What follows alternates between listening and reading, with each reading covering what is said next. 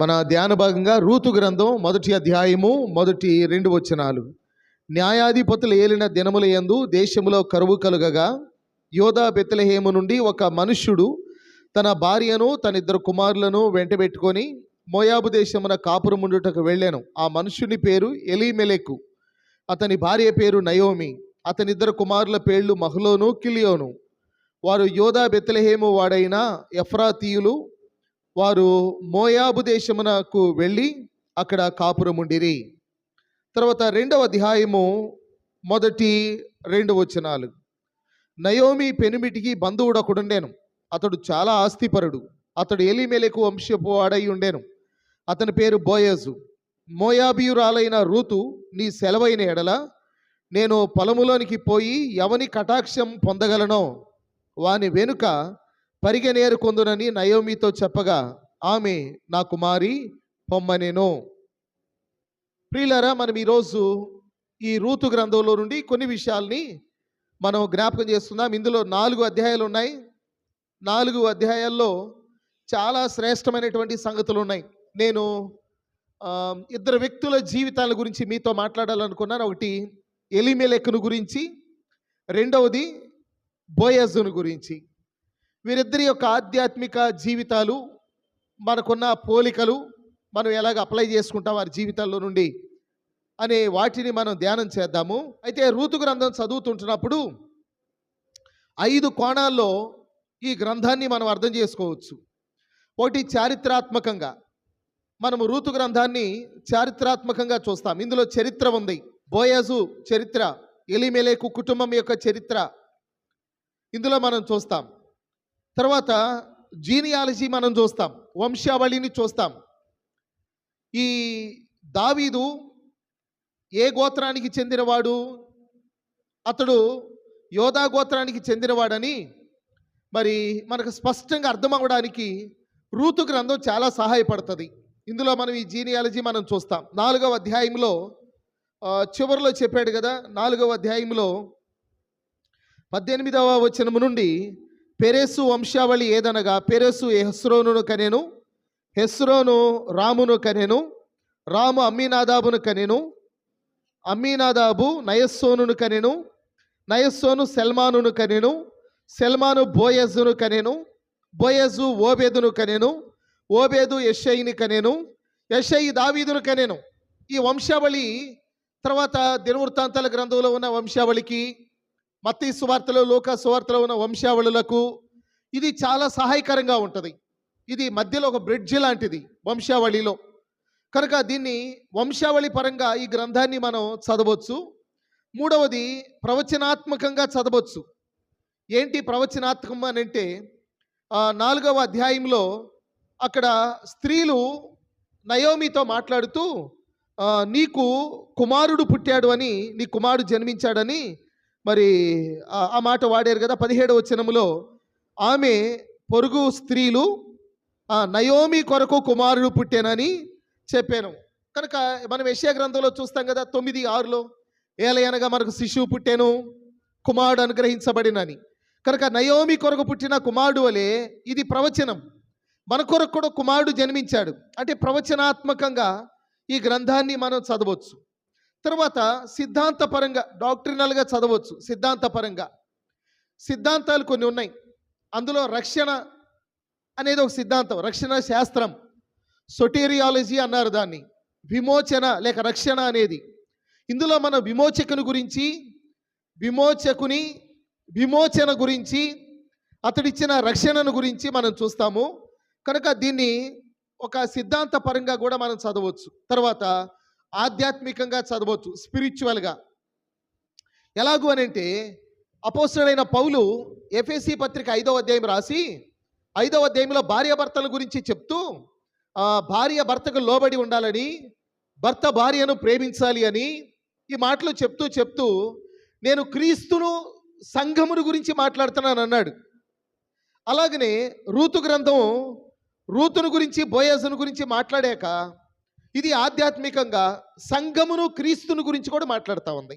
అందుకని దీన్ని మనం ఆత్మీయంగా కూడా దీన్ని అర్థం చేసుకోవచ్చు. కనుక చారిత్రాత్మకంగా, తర్వాత వంశావళుల పరంగా, తర్వాత ప్రవచనాత్మకంగా, సిద్ధాంతపరంగా, ఆధ్యాత్మికంగా 5 రకాలుగా ఈ గ్రంథాన్ని మనం అర్థం చేసుకోవడానికి ప్రయత్నం చేయొచ్చు.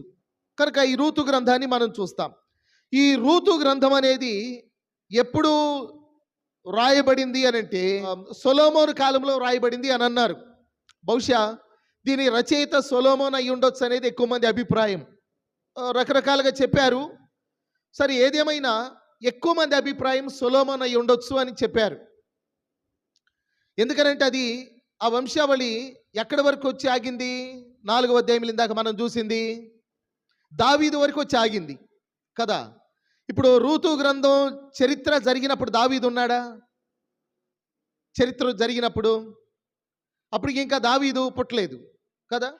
అప్పటికి అంటే రూతు బోయజులకు ఓబేదు జన్మించాడు. ఓబేదుకు తర్వాత యెషయికి దావీదు. కానీ రూతు గ్రంథం 4వ అధ్యాయం చివరిలో దావీదు వరకు వచ్చింది అని అంటే దావీదు తర్వాత వారు ఎవరో రాశారు అనేది అర్థం. కనుక సొలొమోన్ రాశాడు అనేది, రూతు గ్రంథాన్ని సొలొమోన్ రాశాడని చెప్తారు. కానీ జరిగిన చరిత్ర మాత్రం న్యాయాధిపతులు ఏలిన దినాల్లో జరిగింది. అది న్యాయాధిపతులు దాదాపు 450 సంవత్సరాలు పరిపాలించారు. 450 సంవత్సరాల కాలంలో ఎన్నో చరిత్రలు జరిగినాయి. ఎంతోమంది చరిత్రలు, యవనస్తులు కానివ్వండి, వృద్ధులు కానివ్వండి, చిన్నపిల్లలు కానివ్వండి, ఇజ్రాయేలు దేశంలో ఎంతోమంది చరిత్రలు జరిగినాయి. కానీ రూతు గ్రంథంలో ఉన్న చరిత్ర మాత్రమే లిఖించబడింది. కనుక దేవుడు కొన్నిటిని సెలెక్ట్ చేసుకున్నాడు తన గ్రంథంలో రాయడానికి. కనుక యేసు ప్రభువారు ఒకసారి ఇలా మాట్లాడాడు. ఏలియా దినములలో సారిపత్తులు ఎంతోమంది విధవరాండ్రుండినను, ఆ దినాల్లో ఎంతోమంది విధవరాండ్రుండినను సార్యపత్తులో ఉన్న ఒక్క విధవరాలి దగ్గరికి ఏలియా పంపబడ్డాడు అని యేసు ప్రభు చెప్పారు. కనుక ఒక ఆమె మీద ఆయన దృష్టి నిలిచింది, దేవుని యొక్క దృష్టి. అలాగనే ఆ సిలోయము కోనేరు దగ్గర అక్కడ అనేక మంది రోగులు పడి ఉన్నారు. దేవదూత వచ్చి కదిలిస్తే మొట్టమొదట దిగితే బాగుపడదామని. కానీ యేసు ప్రభువారు ఒక్క రోగి దగ్గరికే వెళ్ళాడు, 38 సంవత్సరముల నుండి పడి ఉన్న రోగి దగ్గరికి. అలాగనే న్యాయాధిపతుల దినాల్లో 450 సంవత్సరాల కాలములో ఎన్నో చరిత్రలు జరిగినాయి, ఎంతోమంది చరిత్రలు జరిగినాయి. కానీ ఒక చరిత్రను గురించి మాత్రమే దేవుడు తన గ్రంథంలో వ్రాయడానికి ఇష్టపడ్డాడు. అది రూతు గ్రంథంలో జరిగిన చరిత్రగా మనం చూస్తూ ఉన్నాం. కనుక ఇది న్యాయాధిపతులు ఏలిన దినాల్లో జరిగిన సంఘటన. అయితే ఇది ఎప్పుడు జరిగింది అంటే న్యాయాధిపతుల్లో మొదటి న్యాయాధిపతిని ఒత్నీయేలు అన్నారు. ఆయన మరి కాలేబు యొక్క అల్లుడు ఒత్నీయేలు. ఒత్నీయేలు మొదటి న్యాయాధిపతి. 40 ఏండ్లు అతడు పరిపాలించాడు. అతడు చనిపోయాక ఇశ్రాయేలీలు మరలా తిరిగి పాపులైపోయారు, బలహీనలైపోయారు, అవిధేయులైపోయారు, ద్రోహులైపోయారు. అప్పుడు కరువు వచ్చినట్టుగా ఆ దినాల్లో మరి వీరు ఆ ప్రాంతాలకి అంటే మోయాబు ప్రాంతానికి వెళ్ళినట్టుగా చెప్తా ఉన్నారు. తర్వాత దేవుడు తన దేశాన్ని మరలా దర్శించాడు అని రూతు గ్రంథంలో మనం చూస్తాము. నయోమి తన కోడండ్రను వెంటబెట్టుకొని బెత్లెహేముకు తిరిగి ప్రయాణమైనట్టుగా మనం చూస్తాం. అది ఏహూదు కాలం అని అన్నారు. 2వ న్యాయాధిపతి ఏహూదు, ఎడమ చేతి వాటం కలిగిన వాడు. కనుక ఇది ఒత్నీయేలు చనిపోయాక ఏహూదు ఆయన న్యాయాధిపతి కాకముందు ఈ మధ్యలో జరిగినటువంటి చరిత్రగా దీని గురించి రూతు గ్రంథాన్ని గురించి చెప్తా ఉన్నారు. రూతు గ్రంథం అనేది ఎడారిలోని ఒక ఒయాసిస్ లాంటిది అన్నారు. న్యాయాధిపతుల గ్రంథానికి సమూయేలు గ్రంథానికి మధ్యలో ఉన్న రూతు గ్రంథం, తర్వాత న్యాయాధిపతులు ఏలిన దినాల్లో ఒత్నీయేలుకు ఏహూదుకు మధ్య ఉన్న జరిగిన చరిత్రలో ఎడారిలో ఒక ఒయాసిస్ లాంటిది అని అన్నారు రూతు గ్రంథం. ఇందులో మనము మోయాబీల గురించిన చరిత్ర మనం చూస్తాం కదా, ఇశ్రాయేలీలు మోయాబీలు.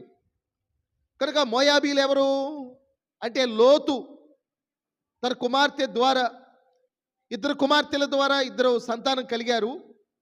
కనుక దేవుడు అటువంటి వాటిని అసహించుకునేవాడు ఆయన. కానీ మనుషులు చేసిన తప్పులు కానీ ఒప్పులు కానీ ఆయన తన గ్రంథంలో లిఖించాడు. ఎందుకంటే యుగాంతమందున మనకు బుద్ధి కలగడానికి అవి వ్రాయబడ్డట్టుగా మన కొరింథీ పత్రికలో చూస్తాం. కనుక బైబిల్లో లోతు తన కుమార్తెలతో పాపం చేశారు కదా, బైబిల్లో ఇలాంటివి ఉన్నాయి కదా అని ఎవరైనా ప్రశ్నిస్తే, బైబిల్లో తప్పులు చేసింది దేవుడు కాదు మనుషులని చెప్పండి. ఇతర గ్రంథాల్లో దేవుళ్ళు అనబడ్డ వారు తప్పులు చేశారు, కానీ బైబిల్లో దేవుడు ఎప్పుడు తప్పు చేయలేదు. మనుషులు తప్పు చేశారు, దేవుడు వాటిని కూడా అంగీకరించలేదు, వాటిని ఖండించాడు, ప్రతి తప్పుకి శిక్ష విధించాడు కూడా. కనుక మోయాబీలు కానీ అమ్మోనీయులు కానీ ఇలా జన్మించడాన్ని బట్టి వారికి ఇచ్చిన శిక్ష ఏంటంటే, వారిలో 10వ తరం వారు కూడా ఇశ్రాయేలీలో చేరడానికి వీల్లేదు అని కూడా వారికి ఒక ఆజ్ఞను జారీ చేసినట్టుగా మనం చూడగలుగుతాం. ఇలాగ మోయాబీలు మరి లోతు యొక్క కుమార్తె ద్వారా వారు జన్మించిన వారిగా మనం చూస్తూ ఉన్నాం. మాత్రమే కాదు, వారికి ఒక దేవత ఉన్నది. ఆ దేవతని కెమోష్ అని అన్నారు. దేవత అనంటే ఆడవారు అనేది, అంటే స్త్రీలింగం అనేది మనం అనుకుంటాం, కానీ పురుషులను కూడా, అంటే మగవారిని కూడా వారు దేవతలుగా పిలిచారు. భారతదేశంలో కూడా మరి ముక్కోటి దేవతలు అన్నప్పుడు వారిలో ఆడవారు ఉన్నారు, మగవారు కూడా ఉన్నారు. కెమోషు అనేది మగదేవత, అంటే మగ దేవతగా మనం చూస్తాం కెమోషు అనేది. మాత్రమే కాదు, ఈ కెమోషుని అసహ్యకరమైన దేవత అని అన్నారు. బైబిల్లో రాజుల మొదటి గ్రంథం 11వ అధ్యాయము 7వ వచనములో ఇలాగ మనం చూస్తాం. రాజుల మొదటి గ్రంథం 11వ అధ్యాయము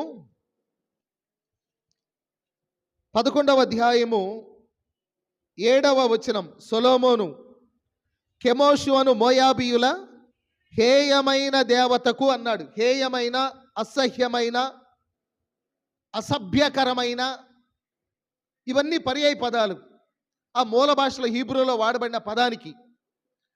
కాబట్టి దిగంబరంగా ఉన్న ఒక పురుష విగ్రహం అది. కాబట్టి అసహ్యమైనటువంటి కార్యాలు వారు ఆ విగ్రహం ఎదుట జరిగించేవారు. కనుక వారికి ఎలాంటి నైతికపరమైన కండిషన్స్ ఉండేవి కావు వారి విగ్రహారాధనలో. కనుక వారు ఏమేం చేసేవారు అంటే, వారు జంతు బలులు అర్పించేవాళ్ళు.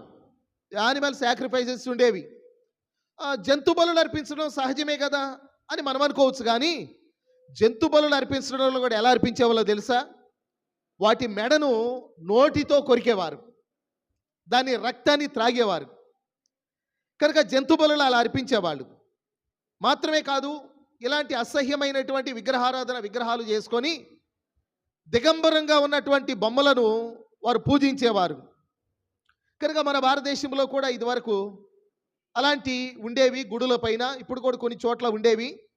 గుడుల పైన బూతు బొమ్మలని ఒక ఆయన పుస్తకం కూడా రాశాడు దాన్ని విమర్శిస్తూ. ఆయన క్రైస్తవుడు కాదు, ఒక నాస్తికుడు రాశాడు ఆ పుస్తకాన్ని. కనుక అలాంటి బొమ్మలు ఇప్పటికీ కూడా ఉన్నాయి. వాళ్ళు అలాంటివి చేసేవాళ్ళు, అలాంటి విగ్రహారాధన చేసేవారు. తర్వాత వాళ్ళు పండుగలలో వ్యభిచరించడం అనేది ఒక సహజమైనటువంటి పద్ధతి. ఒక ఎగ్జాంపుల్ మీకు చెప్తాను. న్యాయాధిపతుల సంఖ్యాకాండంలో మరి బాలాకు అనే రాజు, మోయాబు రాజు బిలామును పిలిచి, ఇదిగో ఈ జనాన్ని నువ్వు శపించమని అన్నాడు. శపించడానికి పూనుకుంటే శాపవచనాలకు బదులుగా ఆశీర్వచనాలు వచ్చినాయి బిలాము నోట. సరే, నలుదిక్కుల నిలవబెట్టాడు. కొంతమందికి దిక్కులు దిశలంటే నమ్మకం కదా, అలాగా ఆయనకు కూడా ఉండి ఉంటాయి. ఈ దిక్కున, ఈ దిక్కున, ఆ దిక్కున అని అలాగా నలుదిక్కుల నుంచోబెట్టాడు. ఏ దిక్కు నుంచున్నా ఏమీ లేదు, దిక్కు దివానం లేదు. నోరు తెరిస్తే ఆశీర్వచనం తప్ప శాపవచనాలు లేవు. చివరికి బహుమతిని ఆశించి బిలాము బాలాకునకు సలహా ఇచ్చాడు. ఇశ్రాయేలీలు పురుషులకు ఒక బలహీనత ఉన్నది కనుక మీరు పండుగ చేస్తారు కదా మోయాబీలు, ఆ పండుగలో వీరిని భోజనానికి పిలవండి, మగవారిని మాత్రమే అని అన్నారు. అప్పుడు వారి పండుగలో ఇశ్రాయేలీల మగవారిని భోజనానికి ఆహ్వానించినప్పుడు ఆ మోయాబు రాండ్రతో వారు వ్యభిచరించినట్టుగా బైబిల్లో ఉంది కదా. వాళ్ళకేమో సహజం అది, మోయాబీలకి పండుగల్లో, అలాంటి పండుగల్లో అలాగా వాళ్ళు ఇష్టానుసారంగా జీవించడం.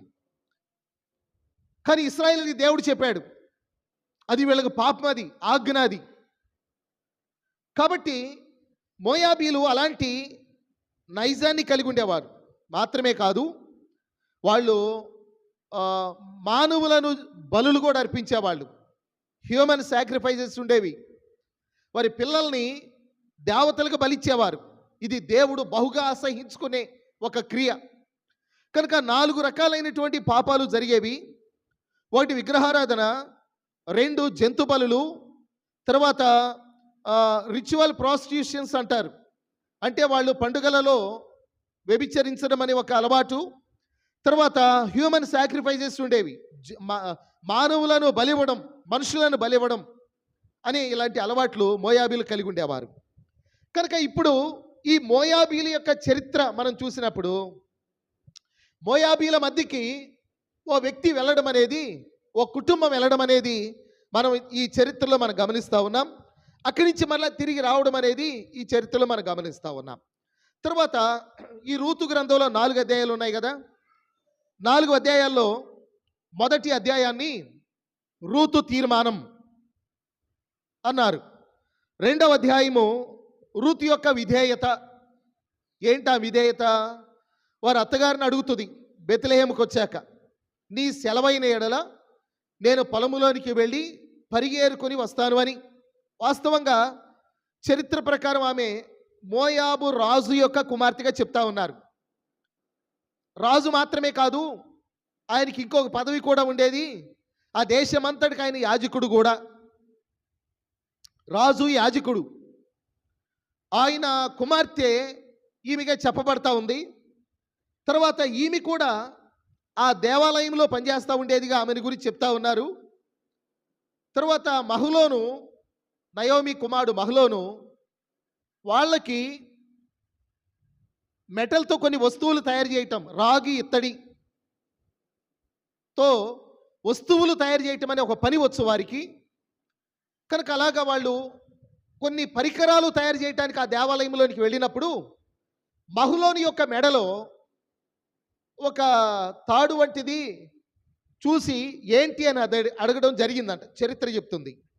వాళ్ళు ఏం చేసేవాళ్ళంటే చేతిపైన మెడలో వాళ్ళు ధర్మశాస్త్రమును వాళ్ళు ఏం చేసేవాళ్ళంటే కొంత రాసి దాన్ని చుట్టలాగా చుట్టి వాళ్ళు తగిలించుకునే ఒక అలవాటు అప్పట్లో ఉండేది. కాబట్టి అదేంటి అని అడిగితే అవి 10 ఆజ్ఞలు అని చెప్తే, ఏంటి 10 ఆజ్ఞలు అన్నప్పుడు ఆయన చెప్పడం ప్రారంభించాడంట మహలోను. ఏమని? మొట్టమొదటి ఆజ్ఞ, నేను తప్ప మీకు వేరొక దేవుడు ఉండకూడదు, ఏ విగ్రహాన్ని చేసి ఆరాధించకూడదు. 2వ ఆజ్ఞ, వ్యభిచరింపవద్దు. 3వ ఆజ్ఞ, దొంగిలింపవద్దు, అబద్ధ సాక్ష్యం పలుకవద్దు, నీ పొరుగువారిదైన దేనిని ఆశింపవద్దు. ఇలాంటి 10 ఆజ్ఞలు చెప్పాక ఆమెలో ఒక విశ్వాసం కలిగిందంట రూతులో. ఆమె ఇంకా తెలుసుకోవడానికి వారి ఇంటి దగ్గరకు వచ్చిందంట. నయోమి ఆమెకు చాలా వివరంగా దేవుని గురించి బోధించినప్పుడు ఇశ్రాయేలీల దేవుడు నాకు కావాలని కోరుకున్నదంట. అలాగా ఆమెకున్న సమస్తాన్ని త్యాగం చేసి ఆమె వచ్చినట్టుగా చెప్తా ఉన్నారు. బెత్లెహేముకు వచ్చాక ఆమె ఆకలితో ఉన్నప్పుడు, నీ సెలవైన ఎడల నేను పొలములోనికి వెళ్ళి పరిగేరుకొని వస్తాను, నీకు నాకు తినడానికని ఆమె అడగడంలో ఆమె విధేయత మనకి అక్కడ కనబడతా ఉంది. కనుక ఆమె ఎంత తగ్గించుకున్నదో కనబడతా ఉంది. 3వ అధ్యాయంలో రూతు యొక్క విశ్రాంతి. నయోమి అంటది, నా కుమారి నీ విశ్రాంతిని గురించి నేను ఆలోచించాలి కదా అని. తర్వాత 4వ అధ్యాయంలో రూతు యొక్క వివాహము మనం చూస్తాం. రూతు తీర్మానం, రూతు యొక్క విధేయత, రూతు యొక్క విశ్రాంతి, రూతు యొక్క వివాహాన్ని మనం చూస్తాం. అయితే రూతు యొక్క తీర్మానం మాత్రమే కాదు, ఈ రూతు గ్రంథంలో చాలామంది తీర్మానాలు ఉన్నాయి కదా. మనం తీసుకునే తీర్మానం మీద మన భవిష్యత్తు అనేది ఆధారపడి ఉంటుంది. కనుక దేవుడు చెప్పాడు, ఇదిగో నీ ఎదుట జీవం ఉన్నది, మరణం ఉన్నది, నీకేం కావాలో కోరుకో అని అన్నాడు. ఇదిగో మీరు జీవాన్ని కోరుకున్నారా, మీరు నిరంతరం బ్రతుకుతారు. ఇదిగో మరణాన్ని కోరుకున్నారా, ఈ శిక్ష మీకు వస్తుంది, కాబట్టి మీకేం కావాలో కోరుకోండి అని అన్నాడు. అలాగనే తీర్మానం చేసుకునేటువంటి బాధ్యత మంది. మన ఎదుట దేవుడు జీవవృక్షాన్ని, మంచి చెట్ల తెలివినిచ్చే వృక్షాన్ని ఆదాము ఎదుట పెట్టినట్టుగా పెట్టి ఏం కావాలో కోరుకోమని ఆయన చెప్తా ఉన్నాడు. మనలను ఒక రోబోలాగా తయారు చేయలేదు. ఒక మిషన్ లాగా తయారు చేయలేదు. మనలను స్వయం నిర్ణయాధికారం గల వ్యక్తులుగా చేశాడు దేవుడు. కనుక మనం స్వయం నిర్ణయాధికారం గలవరంగా ఏం కావాలో కోరుకునేటువంటి బాధ్యత మన మీద ఉంది. అందుకని యెహోషువ అన్నాడు కదా, నేనును నా ఇంటి వారును యెహోవాను సేవించదాం. మీరు ఎవరిని కోరుకుంటారో కోరుకోండి. మీకు దేవుడు కావాలంటే కోరుకోండి. నది అద్దరిని ఉన్నటువంటి దేవతలను కోరుకుంటారో కోరుకోండి. మీరు ఎవరిని సేవించినా నేనును నా ఇంటి వారును యెహోవాను సేవించేదాం. కనుక నిర్ణయాధికారం మనకుంది, స్వయం నిర్ణయాధికారం. దానిలో దేవుని అధికారానికి మనం ఒప్పుకొని ఆయన చిత్తానికి మనం లోబడి ఆయన్ని గనక కోరుకుంటే ఆయన మళ్ళీ మంచి మార్గంలో నడిపిస్తాడు. కనుక ఇది రూతు గ్రంథంలో మనం చూస్తాము. వారి యొక్క తీర్మానాలు మనం చూస్తాం.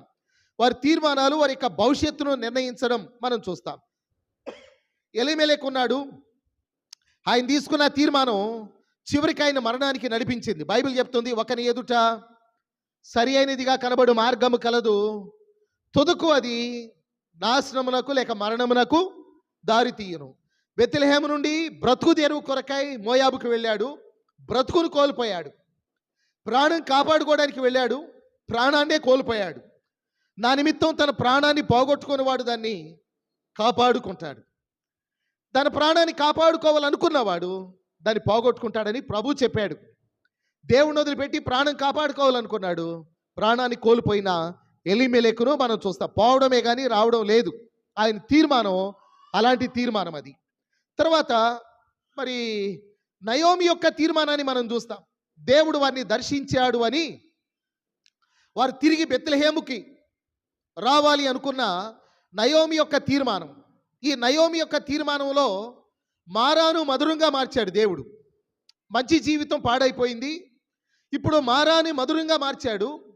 దుఃఖం నుండి ఆనందములోనికి, నిరాశలో నుండి నిరీక్షణలోనికి, మోడుబారిన జీవితాన్ని చిగురింపజేసిన స్థితిలోనికి నడిపించి ఒక విధవరాలి ఒడిలో కుమారుడు ఉంచబడగా నయోమి కొరకు ఈ కుమారుడు పుట్టెను అనే మాట ఆమెను గురించి పలకబడిన 4వ అధ్యాయంలో మనం గమనిస్తూ ఉన్నాం. కనుక నయోమి యొక్క తీర్మానం ఆమె జీవితాన్ని మధురంగా మార్చింది, ఆమె తిరిగి బెత్లెహేముకు రావడంలో. తర్వాత 2 కోడళ్ళు ఉన్నారు, ఓర్పా రూతు అనేవారు. ఓర్పా కొద్ది దూరం వచ్చాక వెనక్కి తిరిగి వెళ్ళిపోయింది, చరిత్రలో కనుమరుగైపోయింది. యేసు ప్రభుని వెంబడించిన వారిలో అందరూ కూడా ఆయన్ని చివరి వరకు వెంబడించలేదు. కానీ కొన్ని వేల మంది వచ్చారు, కొన్ని అనేకమైన అద్భుతాలు జరిగినాయి. చాలామంది నువ్వు ఎక్కడికంటే అక్కడికి వచ్చేస్తామన్నారు. కనుక యోహాను సువార్త 6వ అధ్యాయంలో మరి అంతకుముందు ఆయన 5 రొట్టెలు 2 చిన్న చేపల వారికి విరిచి పంచి ఇవ్వగా, ఆశీర్వదించి ఇవ్వగా వారందరూ భుజించాక మరునాడు కూడా రాగా, ఆయన అక్కడి నుంచి ఇంకొంచెం దూరం వెళ్ళగా వారు వెతుకుతూ అక్కడికి వచ్చాక ఆయన అన్నమాట, వారు అంతరంగాన్ని ఎరిగి ఆయన అన్నమాట ఏంటంటే, మీరు కేవలము రొట్టెల కొరకే నన్ను వెంబడిస్తా ఉన్నారు, ఈ ఆహారం తింటే మరలా మీరు చనిపోతారు, నేను పైనుండి వచ్చే ఆహారమును, ఆ జీవాహారాన్ని తింటే మీరు నిరంతరం బ్రతుకుతారు అన్నాడు. వారు చాలామంది ఇబ్బంది పడిపోయి వెనక్కి తిరిగి వెళ్ళిపోయారు. అలాగా కొంతమంది వెనుక తిరిగే వారు ఉన్నారు. పౌలు అన్నాడు, ఇదిగో దేమ ఇహలోకమును స్నేహించి నన్ను విడిచి వెనక్కి తిరిగి తెస్సలోనికేకు వెళ్ళిపోయాడు అని దేమాను గురించి చెప్పాడు. తర్వాత తిమోతి పత్రికలో చెప్పాడు, హుమేనై, అలెగ్జాందర్ అనేవారు, వారు మొదట విశ్వాసంలో బాగానే ప్రారంభించారు, కానీ మధ్యలో ఓడ బ్రద్దలైపోయినట్టుగా వారి విశ్వాసం పాడైపోయింది అని అన్నాడు. కనుక మొదట్లో ఆరంభం బాగానే ఉంటుంది, కానీ చివరి వరకు వెంబడించేవారు బహు కొద్ది మంది ఉన్నారు. కొన్ని వేల మంది వెంబడించిన ప్రభుని కొద్ది కాలం తర్వాత వారందరూ విడిచిపోగా 70 మంది 12 మంది ఉండగా 70 మంది కూడా విడవగా 12 మంది మిగిలిపోగా 12లో ఒకడు ద్రోహి కాగా ఆ 11 మందిలో వారిలో ఒక్కడు మాత్రమే, యోహాను మాత్రమే ఆయన కొంచెం దగ్గరగా ఉన్నాడు, పేతురు కొంచెం దూరంగా ఉన్నాడు, మిగతా వాళ్ళందరూ ఇటు వెళ్ళిపోయారు. స్త్రీలు ఆయనకు సమీపంగా ఉన్నారు. కాబట్టి ఈ మాటలు మనం జ్ఞాపకం చేసుకుంటాం. ఆయన్ని తుది వరకు వెంబడించేవారు బహు కొద్ది మంది. బైబిల్లో ఒక మాట ఉంది, కార్యారంభం కంటే కార్యాంతము మేలు. మనం ఈ విషయాలు మనం జ్ఞాపకం చేసుకుంటున్నాం. ఓర్ప యొక్క తీర్మానాన్ని మనం చూసాం, ఆమె వెనక్కి తిరిగింది, చరిత్రలో కనుమరుగైంది. మరి ఎక్కడ కూడా ఓర్పాని గురించి మనం చూడలేం. రూతు తీసుకున్న తీర్మానం ఉంది. ఆమెను ఎక్కడ నిలవబెట్టిందో తెలుసా? రూతు యొక్క తీర్మానం యేసుక్రీస్తు యొక్క వంశావళిలో నిలవబెట్టింది. ఆమె మోయాబిరాలైన మత్తయి సువార్త 1వ అధ్యాయంలో యేసుక్రీస్తు యొక్క వంశావళి చెప్పినప్పుడు యేసుక్రీస్తు యొక్క వంశావళిలో రూతు యొక్క పేరు ప్రస్తావించబడింది. ఆమె తీర్మానం ఆమెను ఔన్నత్యములోనికి, ఉన్నత స్థితిలోనికి ఆమెను నడిపించినట్టుగా మనం చూస్తూ ఉన్నాం. అంత మాత్రమే కాదు, మరి బోయాజు యొక్క తీర్మానం ఉంది కదా. బోయాజు కంటే ముందు ఇంకొకడు ఉన్నాడు, సమీప బంధువుడు. ఆయనకు వచ్చింది మొదటి అవకాశం. కానీ ఆయన ఏమన్నాడు తెలుసా? నేను విడిపింపలేను అన్నాడు. నేను ఆమెను విడిపింపలేను అనగా తర్వాత బోయాజు వచ్చాడు. బోయాజు తీసుకున్న తీర్మానం ఆయనను చాలా గొప్ప వ్యక్తిగా మార్చింది. కనుక మనం చూస్తాం, బోయాజు రూతునందు ఓబేదును కనేను, ఓబేదు యెషయిని కనేను, యెషయి దావీదును కనేను. బోయాజు సంతతిని దేవుడు ఎలా ఆశీర్వదించాడో మనం ఆలోచిస్తాం. కనుక బోయాజు యొక్క తీర్మానాన్ని మనం చూస్తాం. ఇలాగా దీన్ని ఏమన్నారంటే తీర్మానముల గ్రంథము అని అన్నారు. కాబట్టి మనం తీసుకునే తీర్మానముల పైన మన యొక్క భవిష్యత్తు అనేది ఆధారపడి ఉంటుంది. అయితే ఇక్కడ 2 విషయాలు చెప్తాను. ఒకటేమో మనం తీసుకునే తీర్మానాలు కొన్నిసార్లు మన వరకే పరిమితం కావచ్చు వ్యక్తిగతంగా. ఎందుకంటే బైబిల్లో కోరహు ఉన్నాడు. కోరహు, దాతాను, అబీరాములు. కోరహు ఒక తీర్మానం చేసుకున్నాడు దాతాను అబీరాములతో కలిసి. వారు మాత్రమే యాజకులా? మేము యాజకులం కాదా? మేము కూడా ధూపం వేయాలి అని చెప్పి వారు తీర్మానం తీసుకుంటే వారి పిల్లలు ఆయన వెంబడించలేదు. అది దేవునికి వ్యతిరేకమని వారు మోషే పక్షాన్ని చేరారు. కోరహు తీసుకున్న తీర్మానం వలన కోరహు భూమి నెరవిడిచినప్పుడు ఆయనతో దాతాను, అబీరాములు, మరికొంతమంది అగ్ని వచ్చి వారి దహించగా వారందరూ కూడా చనిపోయినట్టుగా బైబిల్లో వ్రాయబడి ఉన్నది. కొన్ని తీర్మానాలు వ్యక్తిగతం, కొన్ని తీర్మానాలు కుటుంబాల మీద కూడా ప్రభావం చూపుతాయి. ఉదాహరణకి ఆకాను తీసుకున్న తీర్మానం ఉంది కదా. ఆకాను ఏ తీర్మానం తీసుకున్నాడు? ఆకాను యెరికో శపించబడింది, అందులో మీరు ఏది కూడా ముట్టుకోవద్దు, శాపగ్రస్తమైన దానిలో అన్నప్పుడు ఆకాను షీనారు వస్త్రము, బంగారు కమ్మి దాన్ని ఆశించి తాను తీసుకెళ్ళి ఇంట్లో దాచాడు. దానివల్ల చివరికి పట్టబడినప్పుడు ఆకాను భార్య, ఆకాను పిల్లలు, ఆకాని యొక్క పశువులు, ఆకాని యొక్క డేరా, ఆకాని యొక్క ఆస్తి అన్నీ కూడా ఆకోరు లోయలోనికి తేబడ్డాయి. ఆకానికి ఆయన పిల్లలంటే బాగా ఇష్టమేమో. ఎందుకంటే చాలామంది పిల్లల్ని అమితంగా ప్రేమించేవారు ఉన్నారు. ఏది చేసినా వీళ్ళ కోసమే కదండి అనేవాళ్ళు ఉన్నారు. ఆకాను కూడా పిల్లలంటే ఇష్టమేమో. కానీ ఆకాని యొక్క పొరపాటు ఇప్పుడు వాళ్ళ బిడ్డల మీద కూడా వచ్చింది. వాళ్ళ పిల్లలు ఆకాను పట్టుకొని ఏడ్చుంటారు కదా, నువ్వు చేసిన తప్పుకి మేము ఈరోజు చస్తున్నాం అని ఉంటారు కదా, చస్తున్నాం అని ఉంటారు. రాళ్ళతో కొడుతూ ఉంటే ఒక్కసారికి వచ్చిన మరణం కాదు అది. రాళ్ళతో కొడుతూ ఉంటే వారందరూ కూడా దెబ్బలు తగిలి రక్తసిక్తమై మరణించగా తర్వాత రాళ్లను కుప్పగా వేశారు ఆకోరు లోయ. కొంతమంది తీర్మానాలు వారి వరకే పరిమితం కాదు, వారి కుటుంబాల మీద కూడా ఉంటాయి, పిల్ల తరాలు కూడా ఉంటాయి. 4 తరాల వరకు ఉంటుందని కూడా బైబిల్లో దేవుడు చెప్పాడు. 4 తరాల వరకు. అందుకనే బైబిల్లో విలాప వాక్యములు 5వ అధ్యాయం 7వ వచనం, విలాప వాక్యములలో వారు విలపిస్తూ ఉన్నారు, ఏడుస్తూ ఉన్నారు, రోదిస్తూ ఉన్నారు. వారు ఇలా అన్నారు, మా తండ్రులు పాపం చేసి గతించిపోయారు, మేము వారి దోష శిక్షణ అనుభవిస్తూ ఉన్నాం అని. కొన్ని తీర్మానాలు కుటుంబాల మీద కూడా ప్రభావం చూపుతాయి. ఆకానే కాదు, ఎలీషా దగ్గర గెహాజీ ఉన్నాడు. సిరియా సైన్యాధిపతి అయినటువంటి నయమాను వచ్చి కుష్ఠరోగిని బాగు చేయించుకొని ఎలీషాకి వస్త్రాలు బహుమతులు ఇవ్వాలనుకుంటే ఎలీషా దాన్ని అంగీకరించాల.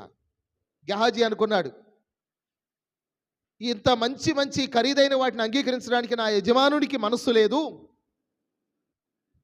నేను నా కుటుంబానికి తీసుకెళ్తే నా పిల్లలకి, నా భార్యకి, నా కుటుంబానికి బాగా ఉపయోగపడతాయి కదా అనుకున్నాడు.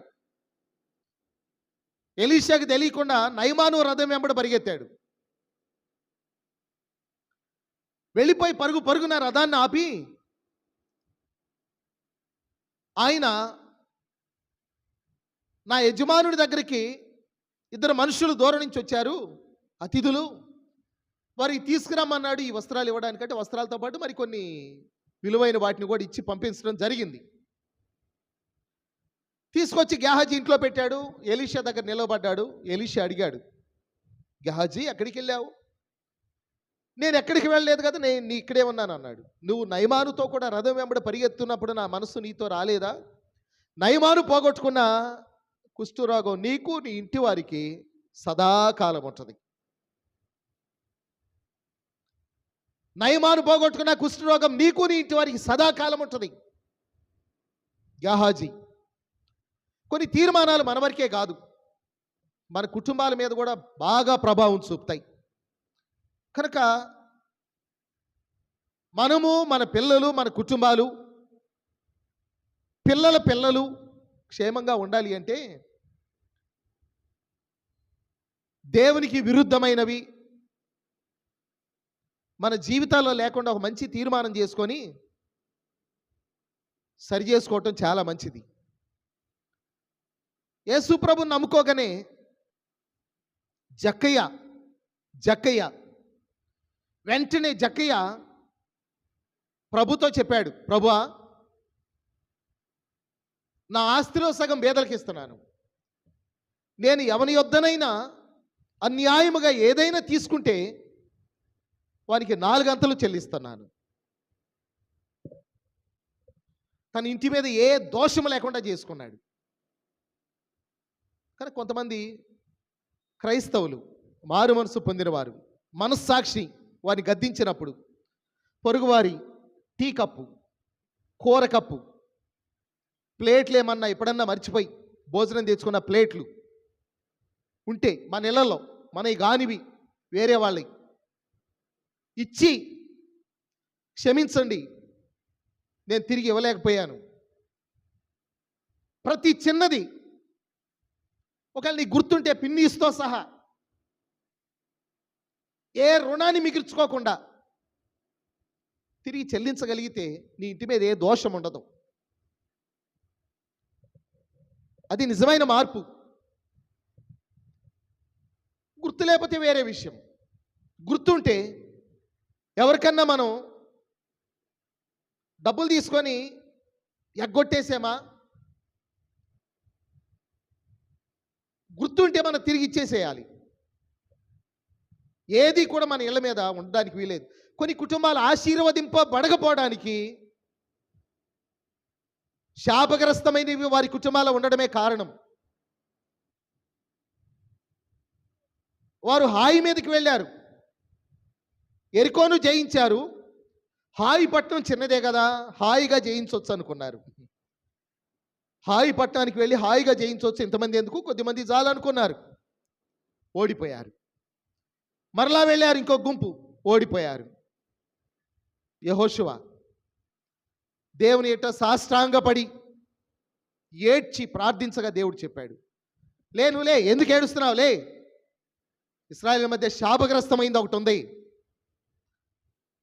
దాన్ని తీసేయి, అప్పుడు మీరు జయిస్తారన్నాడు. అడిగితే ఎవరు చెప్తారు? దొరికితే దొంగ, దొరకపోతే దొర. అయ్యా, ఎవరైనా ఏదైనా ఎరుకోలో మీరు ఆశించి ఏదైనా దొంగిలించి తెచ్చారా? ఎందుకంటే ఎరుకోకి వెళ్ళినప్పుడు చెప్పారు, ఇది శాపగ్రస్తమైంది, ఏది ముట్టుకోవద్దు, మీరు దీనంతా అగ్నితో దహించండి, కాల్చివేయండి, విలువైనవి ఏమైనా ఉంటే అవి దేవుని ఆలయంలోకి తీసుకొని రండి అన్నాడు. ఆ బంగారము ఆ షీనారు వస్త్రాలు ఎక్కడుండాలి? వాస్తవంగా ఆకాను తెచ్చినవి మందిరములో ఉండాలి, ప్రత్యక్షపు గుడారములో ఉండాలి. కానీ ఆకాను డేరాలోకి వెళ్ళినాయి.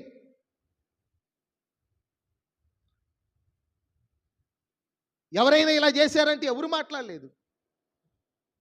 చివరికి గోత్రాల వారీగా, వంశాల వారీగా, కుటుంబాల వారీగా తీస్తే అప్పుడు దొరికాడు ఆకాను. కాబట్టి దేవుని ఆలయంలో ఉండవలసినవి ఎక్కడున్నాయి? ఆయన గుడారంలో ఉన్నాయి. ఒకసారి సికింద్రాబాద్లో ఒక సంఘంలో సమస్య వచ్చినప్పుడు చాలా కాలం క్రితం బక్సింగ్ గారిని సమస్య పరిష్కరించడానికి పిలిచారంట. ఆయన వెళ్ళాడు, మొత్తానికి కూడికి పెట్టాడు, వాక్యం చెప్పాడు, అయిపోయింది. అయిపోయిన తర్వాత వాళ్ళు పరిష్కారం కోసం పిలిస్తే ఆయన ముందు పరిష్కారం మాట్లాడకుండా ఆయన మొట్టమొదటిగా ఏమన్నాడంటే, మీలో వార కూడికలకు రాని వారు ఎంతమంది ఉన్నారు? లేచి నుంచోండి అన్నాడంట. చాలామంది నుంచున్నారు. ఎందుకంటే బుధవారం శనివారం వార కూడికలకు రాని వాళ్ళు ఉంటారుగా. మీరందరూ వెళ్ళిపోండి, మిగతా వాళ్ళతో నేను మాట్లాడాలే అన్నాడంట. మీరు రండి, పోండి. సంఘంలో సమస్యల గురించి పరిష్కారాలు, తీర్మానాలకు మీరు బరికిరారు. ఎందుకంటే మీరు అన్ని కూడికలకు వచ్చేవాళ్ళు కాదు. వాళ్ళు పంపించేశాడు. మిగతా వాళ్ళని అన్నాడు, మీలో దశంభాగం ఇచ్చి ఇవ్వని వాళ్ళు ఎంతమంది ఉన్నారు? లేచి నుంచోండి అన్నాడంట. చాలామంది ఉన్నారు. ఒక 10 మంది మాత్రమే కూర్చొని ఉన్నారంట. మిగతా వాళ్ళందరూ నుంచున్నారు. మీరు కూడా వెళ్ళిపోండి. సంఘంలో విషయాల గురించి మాట్లాడే అర్హత మీకు లేదు. వాళ్ళని పంపిస్తే 10 మంది మిగిలారు. బక్సింగ్ గారు అడిగాడు, ఏంటి మీ సమస్య అని. బ్రదర్, మాకేం లేదు సమస్య. సమస్య ఎవరిది? వారు కూడికలకు సరిగా రానోళ్ళు, దేవునికి సరిగా దశంభాగాలు ఇవ్వనోళ్ళు. సమస్యలకు వాళ్ళే మూల కారణం. ఎప్పుడైనా సంఘాన్ని అట్టిపెట్టుకొని దేవునికి నమ్మకంగా సహకరిస్తూ ఉండేవాళ్ళు సమస్యలకు ఎప్పుడు కారణం కారు. సరిగా మందిరానికి రానివారు, సరిగా సహకరించని వారు సమస్యలకు వారే కారణం. వెళ్ళిన వాళ్ళలోనే ఉంది సమస్య అంతా, వీళ్ళలో ఏమీ లేదు. మేము బాగానే ఉన్నాం బ్రదర్, మేము వారకుడికలకు వస్తున్నాం, మా సంఘ కార్యక్రమాల్లో ఉంటున్నాం, మేము చక్కగా సహకరిస్తున్నాము, ప్రార్థన చేస్తున్నాం, మేము బాగున్నాం చెప్పాడు. బక్సింగ్ గారు చెప్పాడు, ఆ పోయిన వాళ్ళు రావడం పోవడం తప్ప సంఘ విషయాలు ఎలాంటి ఆధిపత్యం లేదు అని చెప్పి సమస్యను పరిష్కరించాడు. కనుక దేవునికి ఇవ్వడం కొంతమందికి తెలియదు. దేవునికి ఇవ్వకపోవటం కూడా ఆకాను తీసుకున్న తీర్మానం లాంటిదే. అది మన ఇంటిలో, మన గుడారంలో ఉండగా మనకు ఆశీర్వాదం ఎలా వస్తుంది? అది దేవుని ఆలయంలోనికి రావలసింది. నా మందిరపు నిధిలో ఆహారం ఉండునట్లుగా మీరు మీ 10వ భాగమంతయు నా మందిరపు నిధిలోనికి తీసుకొని రండి. అప్పుడు అలాగూ చేసి మీరు నాకు ప్రార్థిస్తే నేను ఆకాశపు వాకిండ్లను విప్పి పట్టజాలని దీవెనలు నేను కుమ్మరిస్తానని మలాకి గ్రంథంలో 3వ అధ్యాయంలో చెప్పాడు కదా. ఒక ఆమె ప్రార్థన చేస్తున్నట, కుమ్మరించయ్యా అని. ఏంటి కుమ్మరించేది? మలాకి గ్రంథంలో చెప్పావుగా కుమ్మరించయ్యా అని. ఏంటి కుమ్మరించేది? మీరు ఇలాగూ చేసి అప్పుడు మీరు అడగండి, అలాగూ చేసి మీరు అడగండి. మీ పొలాల్లో ఉన్నటువంటి ఆ చీడ పీడ పురుగులు నేను పారదోలుతాను. అది కూడా చెప్పాడు మలాకి గ్రంథం 3వ అధ్యాయంలో. దానిపైన కొంచెం ఘాటుగా మాట్లాడాడు కదా. మనుషులు దేవుని యొద్ద దొంగిలిదురా, మీరు నా యొద్ద దొంగిలించున్నారు. మీరు 10వ భాగాన్ని ఇవ్వకుండా మీరు నా యొద్ద దొంగిలించుచున్నారు అని అన్నాడు. దొంగలు అని అన్నాడు వారిని, దశమ భాగం ఇవ్వని వారిని. ఒకవేళ దశమ భాగం ఇవ్వడం ఇష్టం లేకపోతే దశమ భాగం కంటే అధికంగా ఇవ్వచ్చు. కొత్త నిబంధనలు ఎక్కడన్నా దశమ భాగం ఉందా? పాత నిబంధనలో తీసుకొచ్చి చెప్తున్నారు అంటే దశమ భాగం కంటే అధికంగా ఉంది క్రొత్త నిబంధనలో.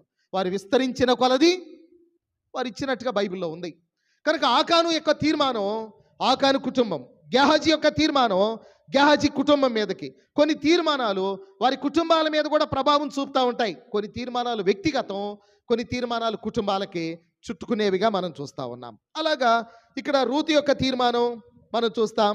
తర్వాత ఎలిమెలెకు యొక్క తీర్మానం, ఓర్ప యొక్క తీర్మానం, నయోమి యొక్క తీర్మానం, బోయజ్ యొక్క తీర్మానం, ఇలాగ తీర్మానముల గ్రంథముగా ఈ గ్రంథాన్ని మనం చూస్తూ ఉన్నాం. ఇందులో మనకు ముఖ్యంగా 2 వ్యక్తులు కనబడతారు. అంటే 2 కుటుంబాల యజమానులు. ఒక కుటుంబమేమో నయోమి యొక్క కుటుంబం, దాని యజమాని ఎలిమెలెకు. రెండో కుటుంబం రూతు కుటుంబం. దాని యజమాని బోయజుగా మనం తర్వాత అధ్యాయంలో మనం చూస్తూ ఉన్నాం. కనుక ఎలీమెలెకు ఒక యజమాని, బోయజు ఒక యజమాని. ఎలీమెలెకు పతనమైన ఒక మానవునికి ఆయన ఒక సాదృశ్యం. అంటే వీళ్ళు ఎక్కడికి వెళ్ళారు అంటే మోయాబుకి వెళ్ళారు. మోయాబు అనేది బెత్లెహేము నుండి దిగువ ప్రాంతంలో ఉండేది. దిగువ ప్రాంతం అంటే దిగి వెళ్ళారు అని మనం చూస్తాం. వీళ్ళు ఫిజికల్గా శారీరకంగా దిగి వెళ్ళడమే కాదు, ఆధ్యాత్మికంగా కూడా దిగి వెళ్ళారు. అలాంటి వ్యక్తులు ఇద్దరున్నారు బైబిల్లో. ఒక వ్యక్తి ఏమో క్రొత్త నిబంధనలో ఒక మనుషుడు యెరూషలేము నుండి ఎరికో పట్టణమునకు దిగి వెళ్ళుచుండగా దొంగల చేతిలో చిక్కినట్టుగా మనం బైబిల్లో చూస్తూ ఉన్నాం. దొంగల చేతిలో చిక్కాడు. వారు పట్టుకున్నారు, కొట్టారు, కొరప్రాణంతో విడిచి వెళ్ళిపోయారు. పాత నిబంధనలు ఇంకొక మనిషి ఉన్నాడు. ఆయన ఎవరు అంటే లోతు. అబ్రహాము లోతు నెగేబు అనే ప్రాంతంలో ఉన్నారు. నెగేబు అనే ప్రాంతంలో ఆదికాండం 13వ అధ్యాయం. వారి పశువుల కాపర్లకి వీళ్ళ పశువుల కాపర్లకు గొడవ అయింది. అప్పుడు అబ్రహాం అన్నాడు, ఈ దేశమంతా నీ ఎదుట ఉంది, ఎటు కావాలంటే అటు కోరుకోమన్నాడు. లోతు కన్నులెత్తి చూస్తే ఆ సొదొమ గొమొర్రా ప్రాంతాలన్నీ కూడా, యోర్దాను ప్రాంతాలన్నీ కూడా ఐగుప్తు దేశములాగా, ఏదేను తోటలాగా కనబడ్డాయి. ఆయన అక్కడి నుంచి ఆ నెగెబు నుండి ఇలాగ దిగి దిగి దిగి కిందకి సొదొమకి, అది దిగువ ప్రాంతం, అది సముద్ర మట్టానికి ఇంకా దిగువన ఉంటుంది ఆ సొదొమ గొమొర్రా పట్టణాలు. లోతు అలాగ దిగి వెళ్ళాడు. అబ్రహాం అక్కడి నుండి 13వ అధ్యాయం చివరి వచనములో ఉంటుంది ఆదికాండంలో, నెగెబు నుండి హెబ్రోనుకి వెళ్ళాడు. అక్కడి నుండి హెబ్రోను చాలా హైట్లో ఉంటుంది, ఎత్తైన ప్రాంతం. కనుక వాళ్ళు శారీరకంగా దిగువకు ఎగువకు వెళ్ళడమే కాదు, ఆధ్యాత్మికంగా కూడా లోతు దిగిపోయాడు, దిగజారిపోయాడు. అబ్రహాము ఎగువకు వెళ్ళాడు, ఆధ్యాత్మికంగా ఎగసిన వాడిగా లేక ఎత్తైన స్థితికి ఎదిగిన వాడిగా మనకి అబ్రహాం కనబడతా ఉన్నాడు. కాబట్టి వారి ఆధ్యాత్మిక జీవితాల్లో కూడా తారతమ్యాలు మనకు కనబడతా ఉన్నాయి. అలాగనే ఎలీమెలెకు పతనమైన ఒక మానవునికి పోలిక. ఆయన బెత్లెహేము నుండి ఆయన మోయాబునకు దిగి వెళ్ళిపోయినట్టుగా మనం చూస్తాం. రొట్టెల ఇంటి నుండి బేత్ లెహెం అని అన్నారు. బేత్ అంటే నివాసం, గృహము. లెహెం అంటే రొట్టెలు అని లేక ఆహారం అని అర్థం. బేత్ లెహెం, బేత్ బగే, బేత్ ఫగే. ఫగే అనే దాని నుండి ఫిగ్ అనే పదం వచ్చింది, ఫిగ్ ట్రీస్ అనేవి. బేత్ ఫగే అంటే అంజూరాలు ఉండేటువంటి ఇల్లు, గృహం అనే అర్థం బేత్ ఫగే. ఆ తర్వాత బేతేలు, బేత్ ఏల్, ఏల్ అంటే దేవుడు, బేత్ అంటే నివాసం, దేవుని నివాసం, దేవుని ఇల్లు అని. ఇలాగ బైబిల్లో మనం చూస్తాం. బేత్ ఓలాం అన్నారు ప్రసంగి గ్రంథంలో 12వ అధ్యాయంలో. దాన్ని నిత్యమైన ఉనికి పట్టు అని అన్నాడు. బేత్ ఓలాం అంటే నిత్యమైన నివాసం అని కూడా అర్థం దానికి. ఇలాగ మనం బైబిల్లో చూస్తాం. బెత్లెహేమును విడిచి మోయాబునకు దిగి వెళ్ళిన ఎలీమెలెకు పతనమైన ఒక మానవునికి పోలిక. కానీ బోయజు అన్నాడు, నూతన పరచబడుచున్న ఒక మానవునికి పోలిక. బోయజు నూతన పరచబడడం, దినదినం నూతన పరచబడుచున్న ఒక ఆత్మీయునికి ఆయన పోలికగా మనం చూస్తాం. ఈయనలో కొన్ని లక్షణాలు మనం చూస్తాం కదా. 2వ అధ్యాయంలో 1వ వచనంలో అతడు చాలా ఆస్తిపరుడు అన్నాడు. బోయజు ఎవరంట? చాలా ఆస్తిపరుడు. మరి మనం ఎవరం? మనకుందా లేదా ఆస్తి? ఈ లోకంలో కాదు నేను చెప్పేది, పరలోకంలో ఆస్తిని గురించి చెప్తున్నాను. యేసుప్రభు చెప్పాడు కదా, ఈ లోకంలో మీరు ధనం కూర్చుకోవద్దు, దొంగలు పడతారు, చెమట పడుతుంది, వాటిని అవి పాడైపోతుంది. కానీ మీరు పరలోకంలో మీ ధనాన్ని కూర్చుకోండి, సత్క్రియలు అనే ధనాన్ని కూర్చుకోండి, సత్క్రియలు అనే ధనాన్ని కూర్చుకోండి అని కూడా చెప్పాడు. కనుక పేదలకు సహకరించడం, దిక్కులేని వారిని ఆదరించడం, గుప్పిలి విప్పి సహాయపడడం, మరి ఆకలి ఉన్న వారికి ఆహారం పెట్టడం, వస్త్రాలు లేని వారికి వస్త్రాలు ఇవ్వడం, ఇబ్బందుల్లో ఉన్న వారిని పరామర్శించడం, మరి సత్క్రియలు అనే ధనాన్ని గురించి బైబిల్ చెప్తుంది కదా. దేవునికి, కైసరిది కైసరికి. దేవుని ఆలయంలో ఏమైనా అవసరాలు ఉంటే గుప్పిలి విప్పడం, సహకరించడం.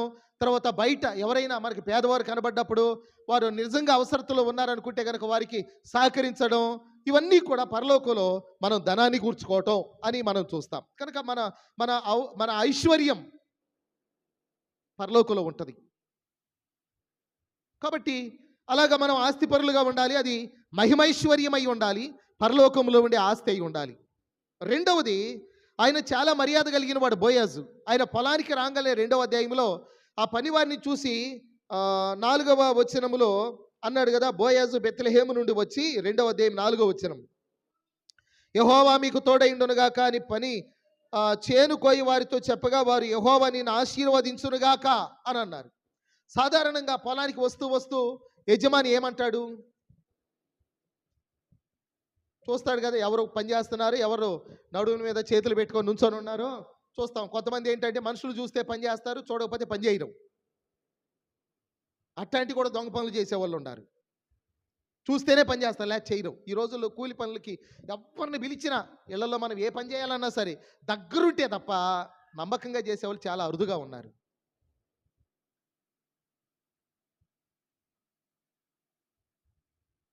కనుక పొలానికి వెళుతూ యజమాని ఏమనాలి? కానివ్వండి ఇంకేంటి, ఇప్పుడు దాకా పొద్దెక్కుతుంటే ఇంత టైం అయిపోతే ఇక్కడ దాకా కోసారేంటి, కోత ఇంకా ఎప్పుడు అయిపోవలసిందా అని కూలికి అయితే అంతే కదా. వాళ్ళు ఏమనుకుంటారు? కోస్తూ వచ్చాడయ్యా టైపులో సాధారణంగా జరిగేది అది. కానీ బోయస్ రాంగల్ని ఆయన వాళ్ళు పలకరించే విధానం, వాళ్ళు రిప్లై ఇచ్చే విధానం. కనుక మనము ఇతరులు మీకేమి చేయవలనని మీరు కోరుదురో మీరును వారికి అలాగునని చేయుడి అని. నేను ఒక చిన్న ఎగ్జాంపుల్ చెప్తాను. అమెరికా దేశంలో వాళ్ళ చలికాలం వచ్చేసరికి కొన్ని ప్రాంతాల్లో బాగా చలి ఉంటుంది. అప్పుడు వారు ఏం చేస్తారంటే ఇళ్లలో పొయ్యి ఉంటుంది, కట్టెలు ముట్టించి దాని వేడితో వాళ్ళు ఇల్లంతా కూడా వేడిగా ఉండేటట్టుగా చూసుకునేవాళ్ళు ఇదివరకు రోజులు. ఇప్పుడంటే హీటర్స్ వచ్చినాయి. ఇదివరకు రోజుల్లో ఇల్లంతా వేడిగా ఉండడానికి, అందుకని ఎండాకాలం వాళ్ళు కట్టెలు కొట్టి గోడౌన్ లాంటిది ఒకటి ఏర్పాటు చేసుకొని ఆ గోడౌన్లో కట్టెలు పెట్టుకొని ఉండేవాళ్ళు. ఎండిపోయిన కట్టెల్ని లోన పెట్టుకునేవాళ్ళు. చలికాలంలో కట్టెలు తెచ్చి పొయ్యి ముట్టించుకుంటూ ఉండేవాళ్ళు. పొయ్యి ఎప్పుడు 24 గంటలు ముట్టుకుంటూనే ఉంటుంది, ఇల్లంతా వేడిగా ఉంటుంది ఉండడానికి. కనుక ఇంటి యజమాని పని నిమిత్తం దూర ప్రాంతానికి వెళితే ఆమె వాళ్ళ పిల్లవాడిని పిలిచి, 9-10 సంవత్సరాల వయసు ఉన్న వాడిని పిలిచి వాడిని పొయ్యి గోడౌన్లోనికి వెళ్ళి కట్టెలు పట్టరారా పొయ్యిలోకి వేయడానికి అని అంటే వాడు పోయాడు. లోనికి వెళ్ళంగా కట్టెలు కదిలిస్తూ ఉంటే ఏదో శబ్దం వచ్చినట్టుగా వినబడింది. ఎందుకంటే డోర్లు మొత్తం క్లోజ్ చేసి ఉంటాయి, కట్టెలు లోనికి ఎలుకలు ఇలాంటివి రాకుండా ఉండటానికి. దానివల్ల లోన ఏదో రీసౌండ్ వచ్చిన శబ్దం వినబడింది. ఎవరో ఉన్నట్టుగా అనుకొని ఎవరున్నారు అన్నాడు. అట్నుంచి కూడా వచ్చింది ఎవరున్నారు అని. రే ఎవరా నువ్వు అన్నాడు. అట్నుంచి కూడా అదే వినబడింది. రే ఇది మాది అన్నాడు. అట్నుంచి కూడా అదే వినబడింది. మా మమ్మీని తీసుకొస్తానుండు అన్నాడు. అట్నుంచి కూడా అదే వినబడింది. వీడు వెళ్ళి వాళ్ళ అమ్మని తీసుకొచ్చాడు. ఎవడో ఉన్నాడు మన గోడౌన్లో పొలాలు ఎత్తుకెళ్ళడానికి వచ్చాడు అని అంటే ఆమె ఎవరున్నారు అంటే అట్నుంచి వినబడింది ఎవరున్నారు అని. అప్పుడు అర్థమైంది ఆమెకి, వీళ్ళు పలుకుతున్నది అట్నుంచి వినబడుతుందని. ఐఎమ్ సారీ అని చెప్పరా అనంది. ఐఎమ్ సారీ అని పెద్దగా అనగానే అట్నుంచి కూడా వినబడింది. అప్పుడు చెప్పింది, ఏం చెప్పింది అని అంటే, నువ్వు ఏది మాట్లాడుతున్నావో అదే నీకు వినబడుతుంది తిరిగి అని. కనుక మనం ఇతరులకు మనం ఏమిస్తాం అదే మనం తిరిగి పొందుతాం ఇతరులకు. కాబట్టి ఈయన మాట్లాడుతూ ఉన్నాడు, ఎదుట రిప్లై వస్తూ ఉంది అట్నుంచి. వారు కూడా సమాధానకరంగా మాట్లాడుతూ ఉన్నారు. ఈయనలో మనం మర్యాదను చూస్తూ ఉన్నాం. మాత్రమే కాదు, బాధ్యత గలవానిగా చూస్తూ ఉన్నాం. బోయాజు ఆయన పొలానికి వచ్చాక ఎవరెవరు పనిచేస్తున్నారో తేరి చూశాడు. క్రొత్త వ్యక్తి ఎవరో కనబడ్డారు. ఆమె ఎవరు అని అడిగారు. కనుక తల్లి అయినా తండ్రి అయినా మరి కుటుంబాల్లో బాధ్యతగా ఉండడం అనేది కూడా చాలా ప్రాముఖ్యం. బైబిల్లో సామెతల్లో 31వ అధ్యాయంలో ఉంది కదా, గుణవతిని గురించి మాట్లాడుతూ ఆమె తన ఇంటి వారి నడతలు బాగుగా కనిపెట్టును అనేది. కనుక మనం పిల్లల గురించి చాలా జాగ్రత్తగా మరి ఉండడం అనేది మంచిది. మన పిల్లల మీద మనకు నమ్మకం ఉండొచ్చు, ప్రేమ ఉండొచ్చు, కానీ కొన్నిసార్లు కొన్ని చిక్కుల్లో ఇది బాధ్యత గలవాడు బోయజ్ అంటే తిరిగి జన్మించిన అనుభవం, దినదినం నూతనపరచబడుతున్న వ్యక్తికి పోలిక.